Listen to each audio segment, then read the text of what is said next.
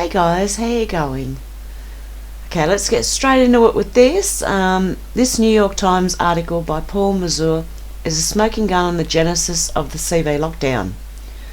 According to the article, the CCP launched a massive social media campaign in Italy to advertise its lockdown measures early in March.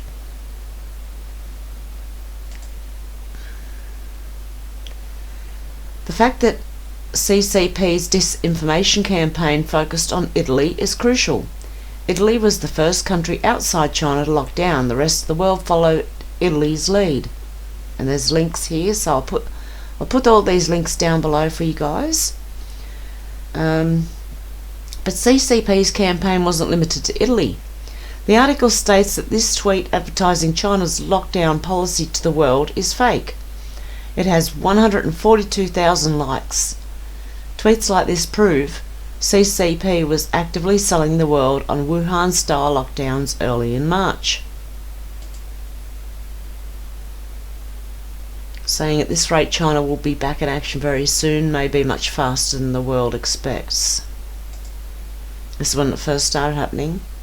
Next, if you search for the URL of that fake tweet, you'll find it retweeted by many accounts around the world.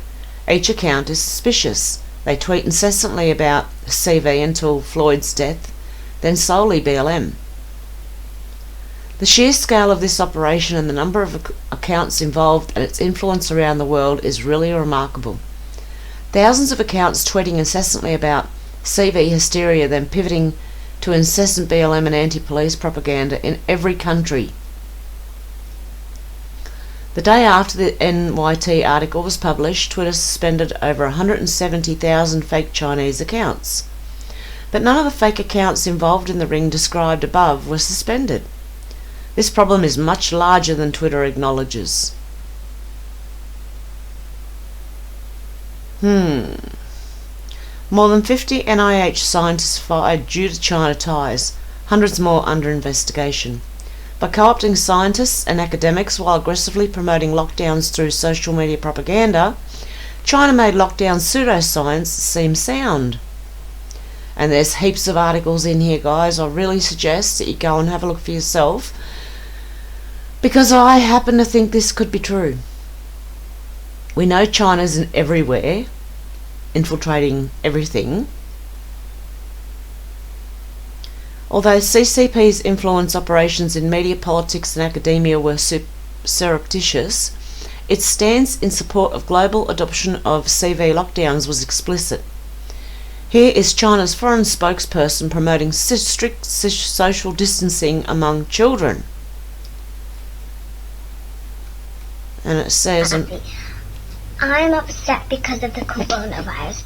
I can't go to school, I can't see my friends, I can't go to my favorite restaurant, I can't go to parties, I can't go to Disneyland. But I know all these sacrifices will be worth it. I stayed at home for 2 months already.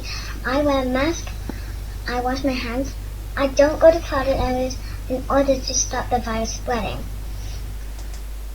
Wow, using a little kid for propaganda. We know that one all too well. If this, and this is from a China government account, if this 7-year-old girl has the common sense, why some adults don't? In a speech this morning at Hudson Institute, FBI Director Chris Wray said CCP specifically approached local politicians to endorse its CV lockdowns. Jeff Seldon, we had a state senator who was recently even asked to introduce a resolution supporting China's response to the CV pandemic, per FBI's Wray. And there's another thread in there. In fact, we have heard from federal, state and even local officials that Chinese diplomats are aggressively urging support for China's handling of the CV crisis. Yes, this is happening at both the federal and state levels. Same here, same in this country. This college is a tiny sample of the fake accounts CCP used to popularise CV lockdowns. In these tweets, CCP sends its regards to the world by denigrating every other government in the world using many dialects and contrasting them with its authoritarian success. Oh, I can't read that. And I can't zoom in on it either. So you're going to have to go yourself and have a look at these. Okay. We only washing our hands. These have something drones sterilising the city, and we're washing our hands. And just washing our hands is supposed to help. Okay, so propaganda to get it to go further. These tweets were easily identified using leads in Paul Mazur's NYT article in the New York Times. Here, hundreds of fake accounts whine about washing their hands while China locks down. Nearly identical tweets are made in many languages. Fake Spanish tweets, and there it is in Spanish. Twitter responded the following day by saying they'd removed 170,000 accounts in this campaign. But Twitter lied. These fake CCP accounts and presumably hundreds of thousands of others are still doing CCP's bidding. Fake French tweets as well. Wow. In cooperation with the FBI, National Science Foundation reports between 14 to 18 cases of undisclosed China financial ties. This in addition to 175 cases of undisclosed China financial ties earlier reported by the NIH, a much larger organisation. And another article there. Sweden, partly due to its own CV response, has been a prime target of a Chinese campaign portraying Western democracies as weak against the threat. Sweden is one of few countries that ordered no lockdown and put its faith in herd immunity. The fall that shut down the world, which he put his hands out. Did you not see that? Did you see that? Watch it again. Watch his hands. Ready?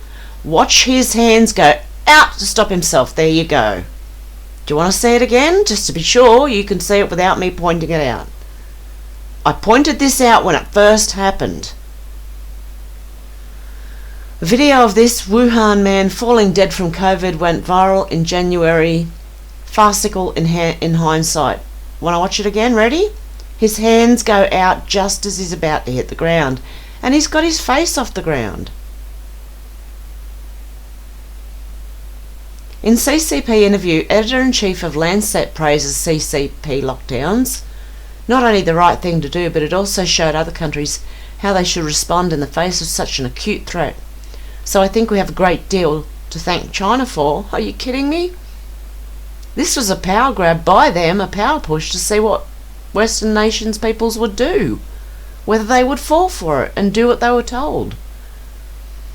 And with the WHO as the head of it, lead of it.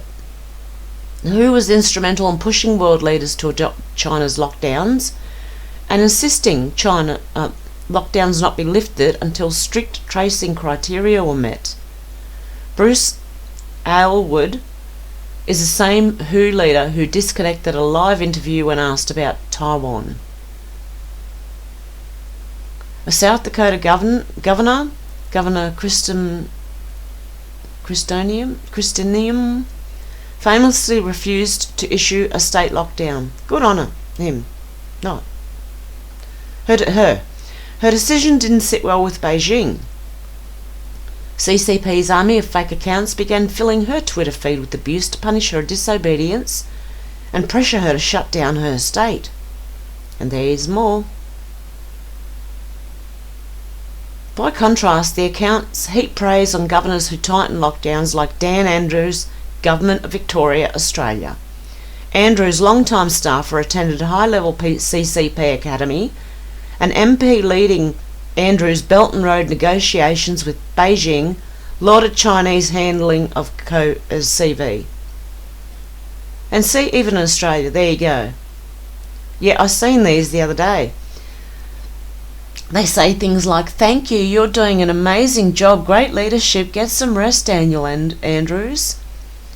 Again at Daniel Andrews, "Thank you for your leadership, hope your hard work is greatly appreciated, hope you get some rest." Totally second that, get some sleep. "Thank you, Dan, we'll get through this together.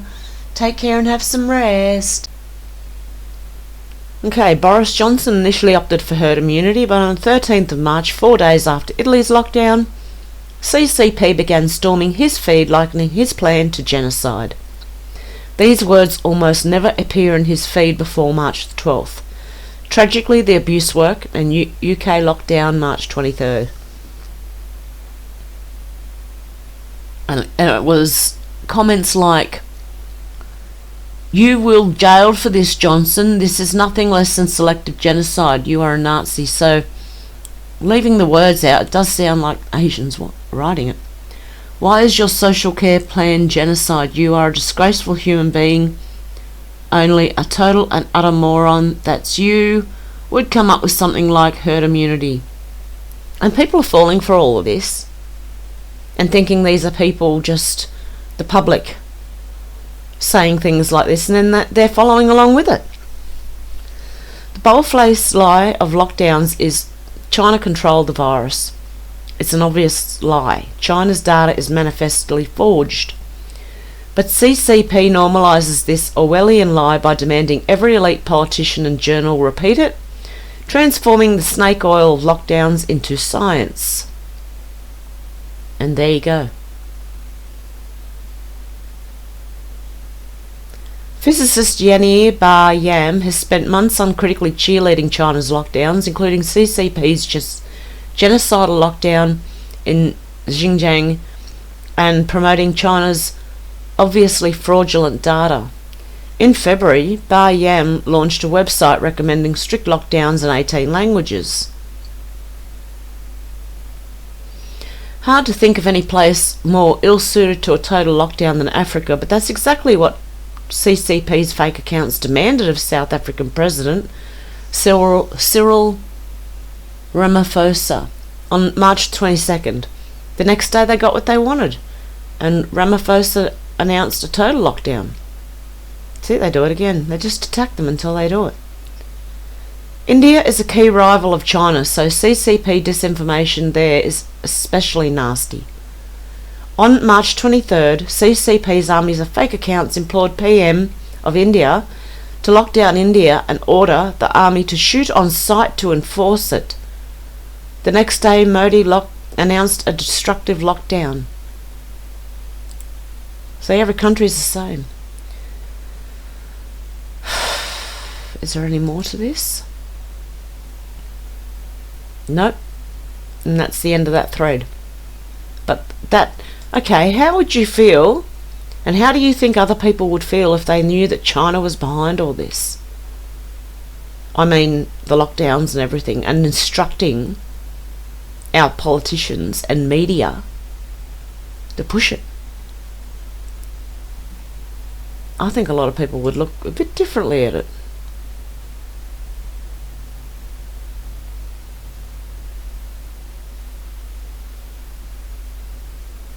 And this one, let's take a trip down south, way south, Antarctica south.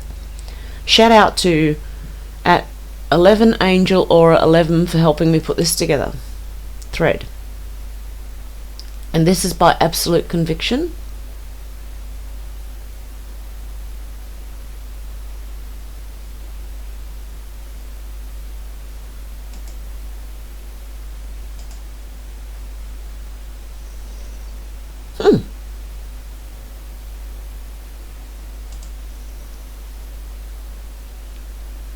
The soul's been given its own ears to hear things the mind does not understand. Why Antarctica? Well, absolutely. Well, everything has been 100% politics lately, and I'm a conspiracy guy at heart, so I'm going to try to post a topic like this every weekend to give everyone a break from the grind. Antarctica has long intrigued me. It's a topic wrought with mystery. There is so much secrecy surrounding it. One can't help but wonder what is really going on down there. What aren't we told?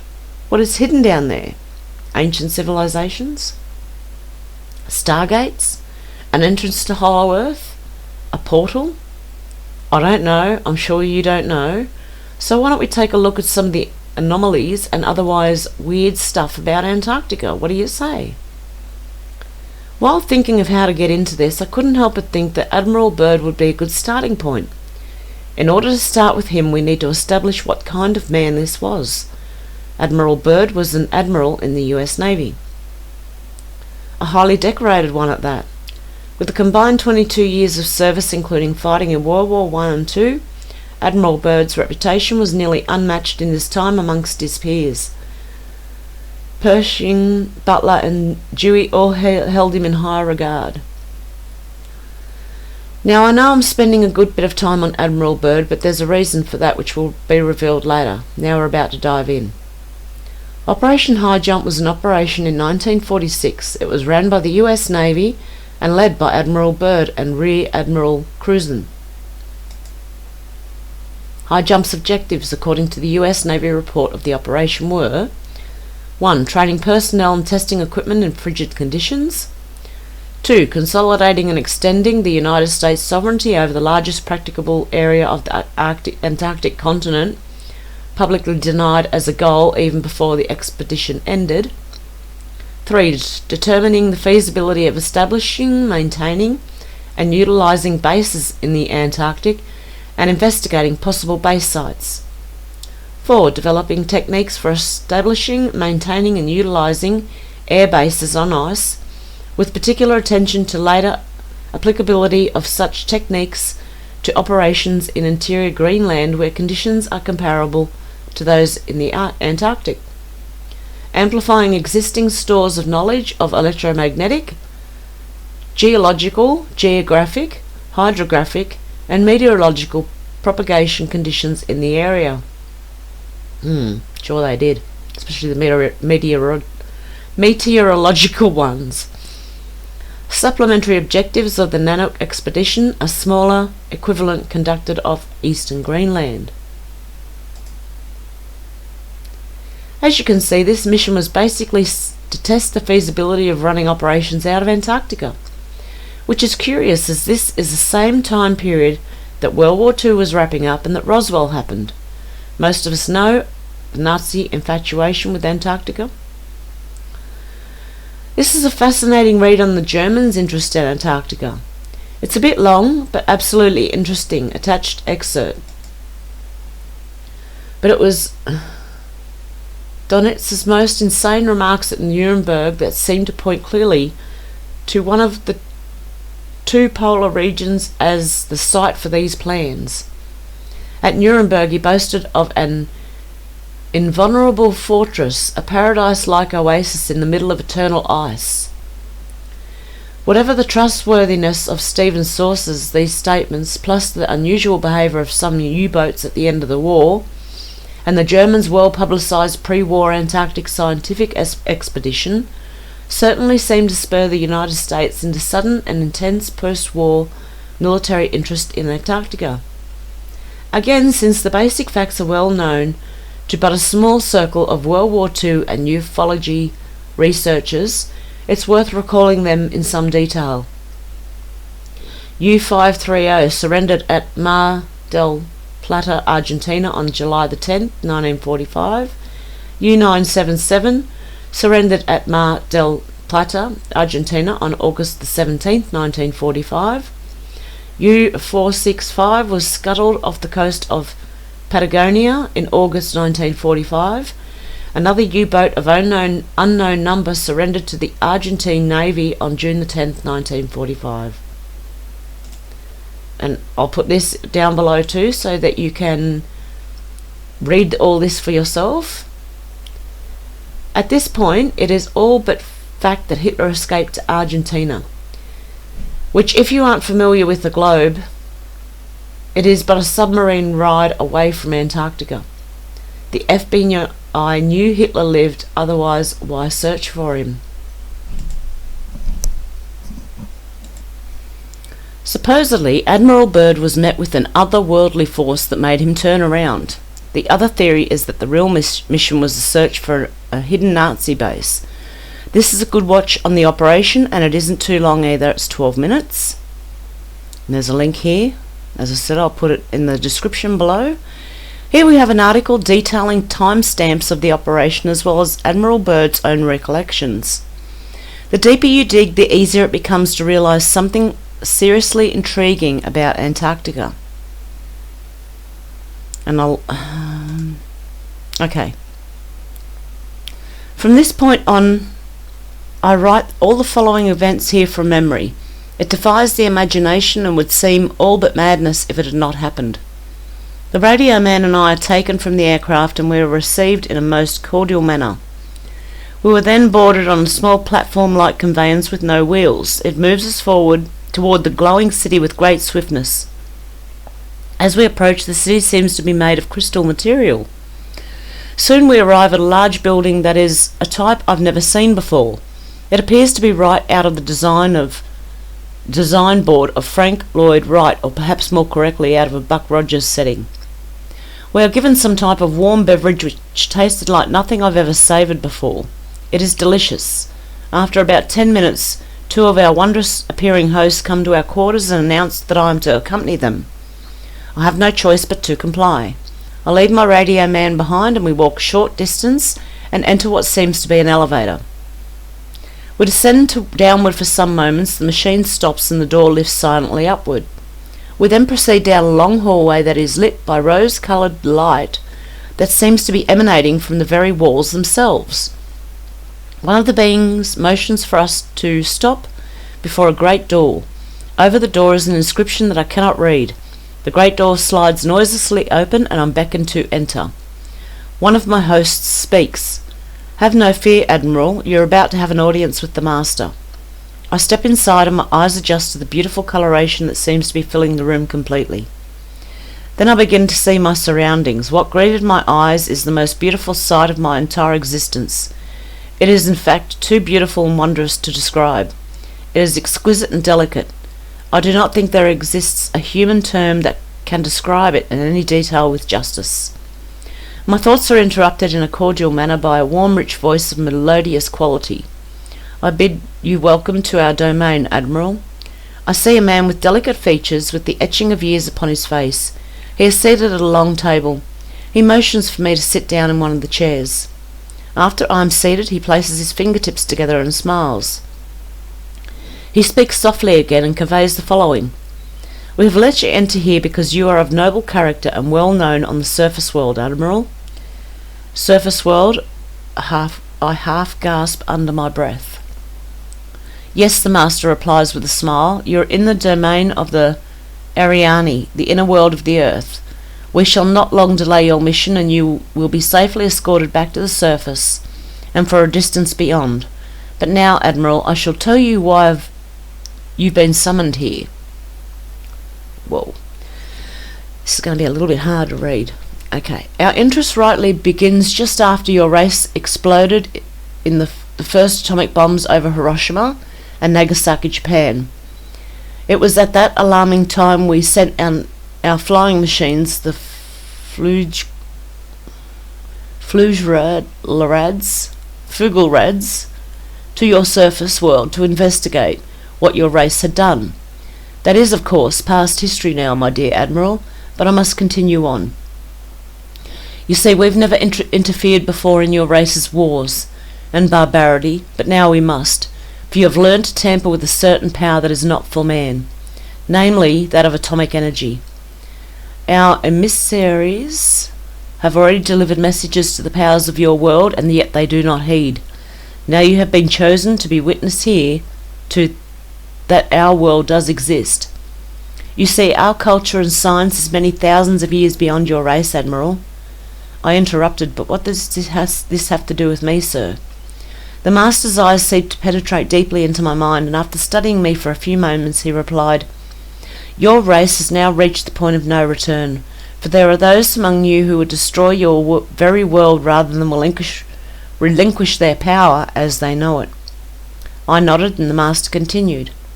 "In 1945 and afterward we tried to contact your race, but our efforts were met with hostility. Our Fugelrads were fired upon, yes, even pursued with malice and animosity by your fighter planes. So now I say to you, my son, there is a great storm gathering in your world, a black fury that will not spend itself for many years. There will be no answer in your arms. There will be no safety in your science. It may rage until every flower on your culture is trampled, and all human things are levelled in vast chaos. Your recent war was only a prelude of what is yet to come for your race. We see it more clearly with each hour. Do you say I'm mistaken? No, I answer. It happened once before. The Dark Ages came and they lasted for more than 500 years. Yes, my son, replied the master. The Dark Ages that will come now for your race will cover the earth like a pole. But I believe that some of your race will live through the storm. Beyond that I cannot say. We see at a great distance, a new world stirring from the ruins of your race, seeking its lost and legendary treasures, and they will be here, my son, safe in our keeping. When that time arrives, we shall come forward again to help revive your culture and your race. Perhaps by then you will have learnt the futility of war and its strife, and after that time, certain of your culture and science will be returned for your race to begin anew. You, my son, are to return to the surface world with this message. With these closing words, our meeting seemed at an end. I stood for a moment as in a dream, but yet I knew this was reality, and for some strange reason I bowed slightly, either out of respect or humility, I do not know which. Suddenly I was again aware that the two beautiful hosts who brought me here were again at my side. This way, Admiral, motioned one. I turned once more before leaving and looked back towards the master. A gentle smile was etched on his delicate and ancient face. Farewell, my son, he spoke, and then he gestured with lovely slender hand motion of peace, and our meeting was truly ended. Quickly we walked back through the great door of the master's chamber and once again entered into the elevator. The door slid silently downward and we were at once going upward. One of my hosts spoke again. We must now make haste, Admiral, as the master desires you to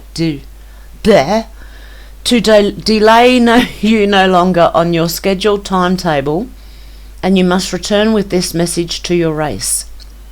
I said nothing. All of this was almost beyond belief, and only again my thoughts were interrupted as we stopped. I entered the room, and I was again with my radio man. He had an anxious expression on his face. As I approached, I said, "It's all right, Howie, it's all right." The two beings motioned us towards the awaiting conveyance. We boarded and soon arrived back at the aircraft.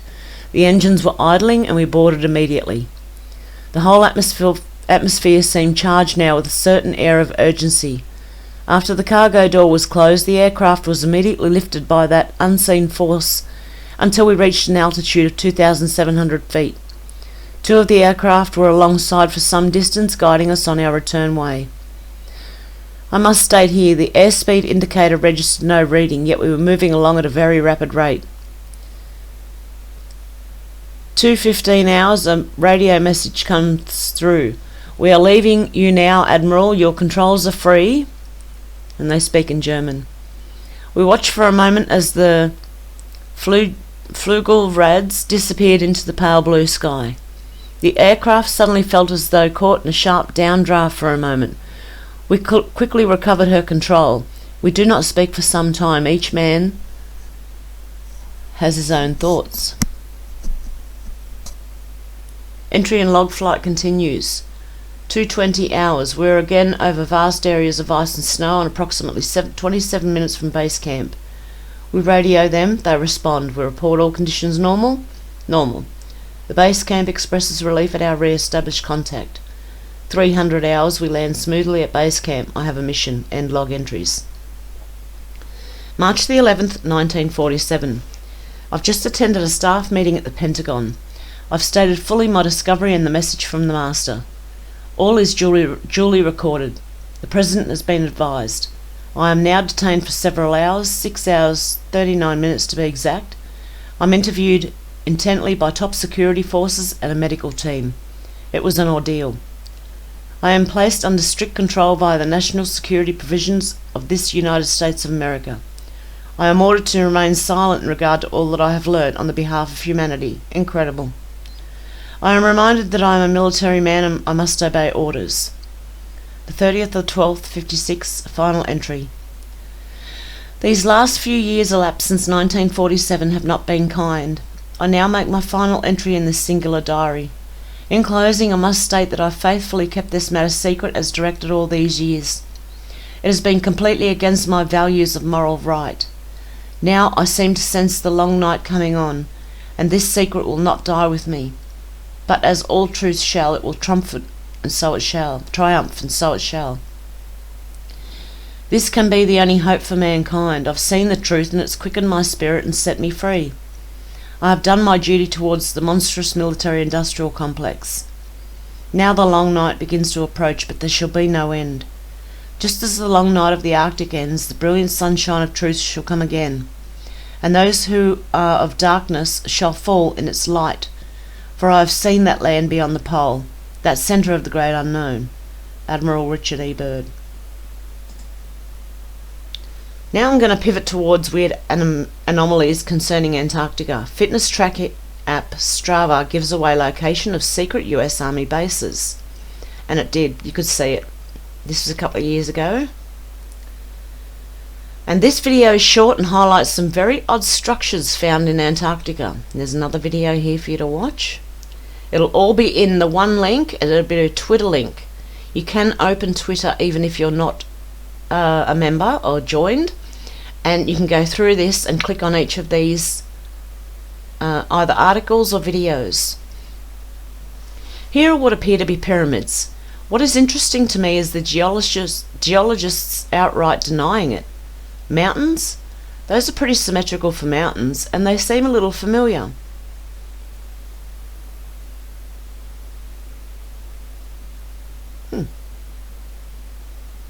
There's the point there. NASA found a gigantic rectangular iceberg that looks to have been perfectly cut. I'm not ruling out a natural occurrence here, but this is curious to say the least. Some more interesting images, including what's known as the blood snow. Okay, let's go through. That one, this is the blood snow. Caves. And strange areas. Google Earth. We can see in perfect detail almost all other places on Earth. Antarctica appears blurry and is almost impossible to distinguish any details. I find it hard to believe this is an accident. That guy's funny. The mysterious Antarctica ice circle. That there. There's a strange and extremely large circular shape when viewing a portion of Antarctica from above. Why is it there? No one really knows. Global warming has been suggested as a cause, or even the spot where a meteor hit the Earth. At point it could have been a meltwater lake, which is currently the most likely explanation. Only time will tell if the mystery of the Antarctic ice circle will ever be conclusively solved. I found this video from Graham Hancock to be fascinating as well. He discusses topography of Antarctica, as well as ancient civilizations having these maps thousands of years ago, showing mountains and rivers. One more interesting image, if I may, and then we will move on.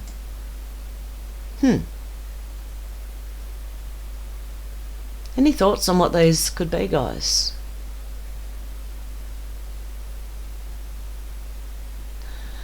Are they little openings going into something?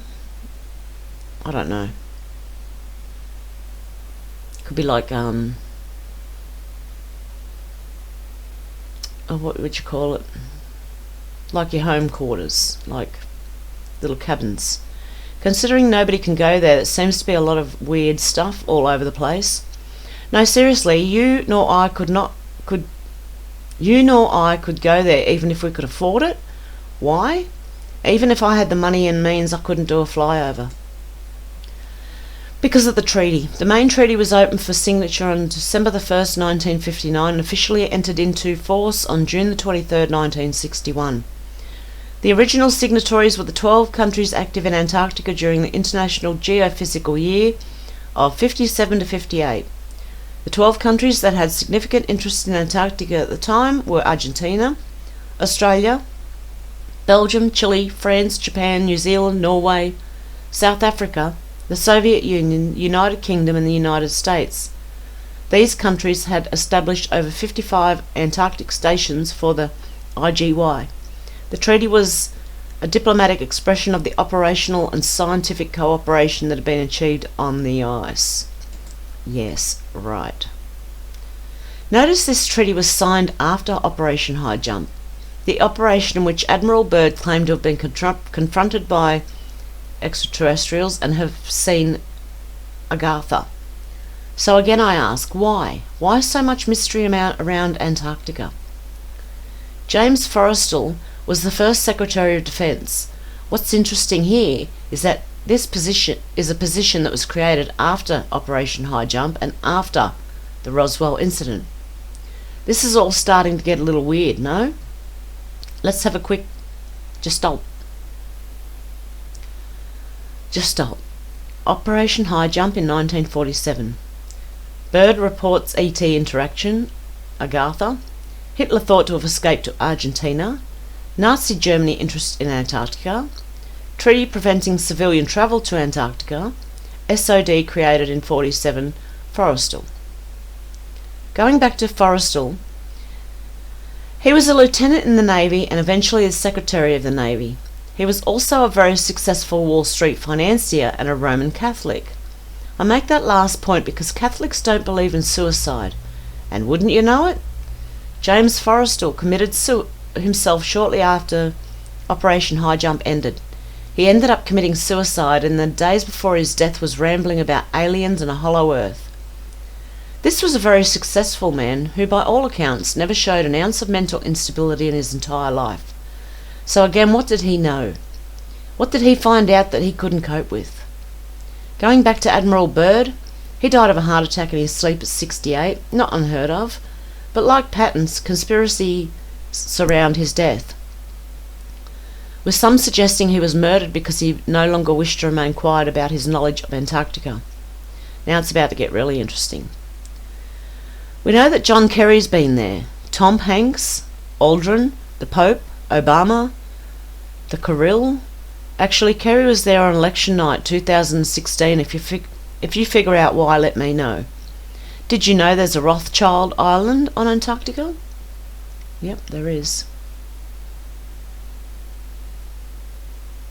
And didn't Buzz Aldrin go down there and come back saying it's evil, absolutely evil? What follows is a theory that absolutely fascinates me, and that is the Ark of Gabriel was recovered in 2015 and taken to Antarctica. What is the Ark of Gabriel? Good question, let's have a look-see. The Ark is said to be an ancient weapon using ancient tech which supposedly could bring about the end of the world. I won't go into detail as this thread is getting long, but here's a cool read on it from Gaia. You remember the crane collapse at Mecca in 2015? The theory goes that the Ark of Gabriel was found while renovations were going on, and this caused the collapse. As I remember seeing the video on Watch People Die of the crane collapse, if you never saw it, there was a pulse of light followed by a shock wave before the crane came down. It was one of the craziest things I've ever seen. Soon after this incident, a Russian ship was docked in Jeddah, reportedly carrying the Ark. After the crane collapsed at Mecca, it is reported that the Saudis contracted the Kirill of Russia, and then shortly after that, the Kirill met with the Pope. First time in 1,000 years the two heads of these churches met face to face. To reiterate, 1,000 years since these two church leaders have met. This is not normal at all. Here's a link to the article if you'd like. It sources more articles detailing this meeting. So now we literally have no choice but to ask what on earth is in Antarctica that would drive the Pope and the Kirill to meet.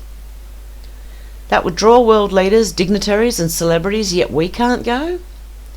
Why are Google Earth images blurred? What of Buzz Aldrin's remarks? Hitler's interest in Antarctica, Operation High Jump, Forrestal's demise, Rothschild Island. What is down there? I don't know, but my guess is it's something spiritual and otherworldly in nature. Something which could shift mankind and history as we know it. I lean towards an advanced ancient civilization, a stargate, an inner earth. I believe it has been a base of operations for the Cabal, and that perhaps black hats no longer control it. Knowing what you read above, it really throws a different spin on Trump's relationship with the Saudis and Putin, doesn't it? Not all is as it seems, and we're in the midst of a spiritual war. I personally believe Antarctica plays a far larger role than we know.